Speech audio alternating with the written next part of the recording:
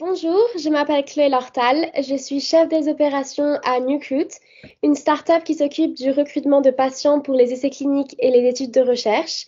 Et je travaille à Londres, en Angleterre, et je viens de la promo 2019 de Subiotech. Newcrute, donc on est une start-up, on s'occupe du recrutement de patients pour les essais cliniques.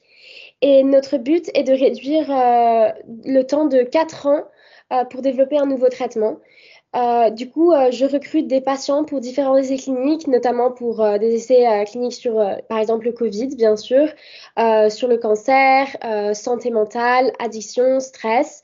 Donc, j'ai des conversations avec ces patients à propos de leurs maladies spécifiques et je leur explique les bénéfices de participer à ces essais cliniques, pourquoi c'est important qu'ils y participent, pour faire avancer la recherche, mais aussi pour eux, pour qu'ils aient une meilleure condition de vie, par exemple, ou des meilleurs traitements.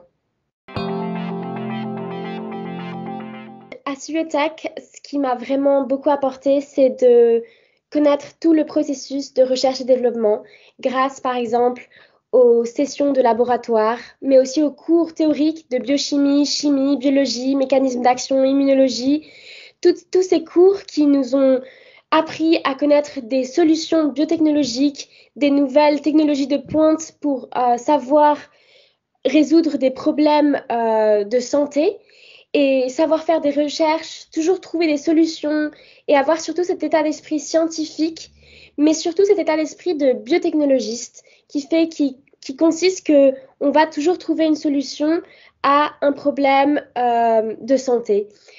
Aussi, le fait d'avoir travaillé en groupe, ça a été très bénéfique, notamment par exemple dans les projets SBIP. On travaillait toujours avec des personnes qui avaient des qualités de travail différentes de nous.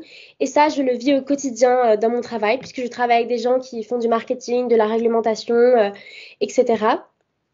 Et puis aussi, à Subiotech, on nous a vraiment bien appris à faire des présentations, à pitcher à différents types d'audiences, de savoir bien expliquer les différentes solutions. Et ça, c'est vraiment très important aussi dans mon travail.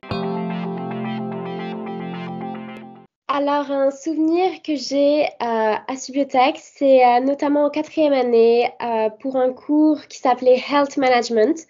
Nous devions faire une présentation d'une compagnie pharmaceutique en 5 minutes, pas plus. Et il fallait parler de la compagnie pharmaceutique, de ses médicaments, de ses points forts, plein de choses différentes.